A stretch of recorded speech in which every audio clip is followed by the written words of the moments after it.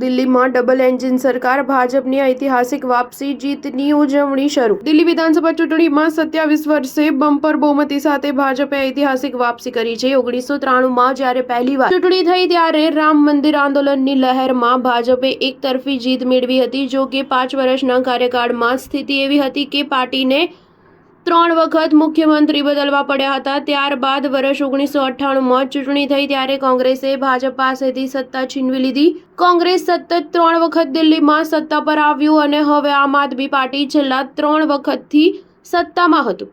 આ વખતે ભાજપનો 27 વર્ષનો વનવાસ પૂરો થયો અને તેને ફરીથી દિલ્હી પર શાસન કરવાની તક મળશે. જ્યારે કોંગ્રેસ પણ સત્તામાં આવવામાં સખત પ્રયાસ કર્યો તેમજ આમ આદમી પાર્ટી પણ સતત 4થી વખત સરકારમાં આવવાનો રેકોર્ડ બનાવવાનો પ્રયાસ કર્યો. દિલ્હીના ઇતિહાસમાં કોંગ્રેસના શીલા દીક્ષિત સૌથી લાંબા સમય સુધી એટલે કે 15 વર્ષ સુધીના મુખ્યમંત્રી તરીકે સેવા આપવાનો રેકોર્ડ ધરાવે છે. તે પછી બીજા નંબર પર અરવિંદ કેજરીવાલ છે. તેઓ લગભગ 11 વર્ષ સુધી મુખ્યમંત્રી રહ્યા.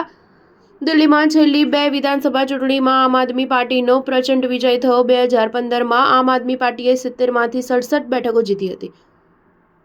2020ની ચૂંટણીમાં આમ આદમી પાર્ટીને 62 બેઠકો પર જીત હાંસલ થઈ હતી, જ્યારે ભાજપના ખાતામાં માત્ર 8 બેઠકો ગઈ હતી. છેલ્લી બંને વિધાનસભા ચૂંટણીમાં કોંગ્રેસને 70માંથી 1 પણ બેઠક પર સફળતા મળી નથી.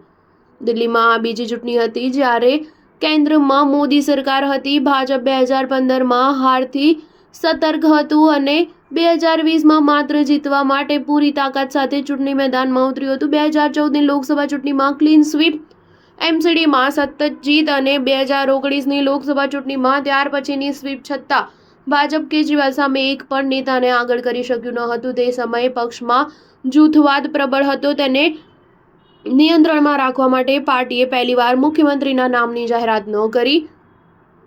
આનાથી ખોટો સંદેશ ગયો. સ્ટાર ન્યૂઝ 7 હંમેશા સચ્ચાઈની સાથે.